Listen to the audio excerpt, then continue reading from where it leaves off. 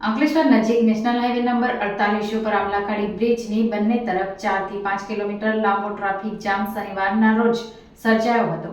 આમલાખાડી બ્રિજની બંને તરફ 4 થી 5 કિલોમીટર વાહનની કતાર જોવા મળી હતી. હાઈવે જામથી પીરામણ હવા મહેલ રોડ, પાલિયા ચોકડી સર્વિસ રોડ પર ચક્કાજામ જોવા મળ્યો હતો. વરસાદી માહોલ વચ્ચે રોડના ખાડા સાથે બોટલનેક એવા આમલાખાડી બ્રિજ ટ્રાફિક જામની પીક પોઈન્ટ બન્યો હતો. અંકલેશ્વર નજીક નેશનલ હાઈવે નંબર 48 ઉપર આજે ફરી એકવાર ટ્રાફિક જામની સ્થિતિ સર્જાઈ છે.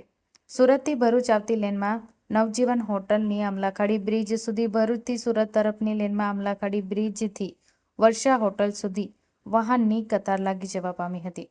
સ્થાનિક વાહન ચાલકોના મત અનુસાર આ સમસ્યા પાછળના મુખ્ય કારણોમાં હાઈવે, બિસ્માર માર્ગ અને આમલાખાડી ઉપર આવેલો સાંકડો બ્રિજ છે. ઇન્ડસ્ટ્રીયલ બેલ્ટમાંથી પસાર થતા ટ્રક, ટેન્કરો અને ભારે વાહન વ્યવહારોને કારણે પરિસ્થિતિ વધુ ગંભીર બની છે.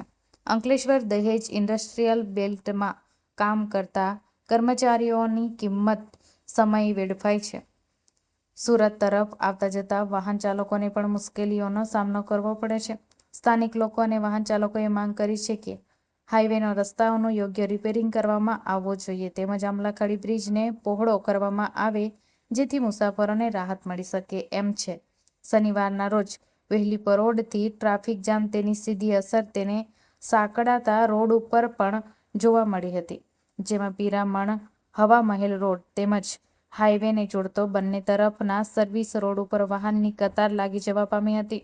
તો હાઈવે પરથી પસારથી સરકારી બસ અંકલેશ્વર શહેર થઈ વાયા હાંસોટ, ઓલપાડથી સુરત તરફના માર્ગ તરફ વળતા શહેરમાં પણ સતત હળવો ટ્રાફિક જામ જોવા મળ્યો હતો, જેને લઈ શહેરી જનજીવન અને વાહન વ્યવહાર પણ અસર થઈ રહી હતી.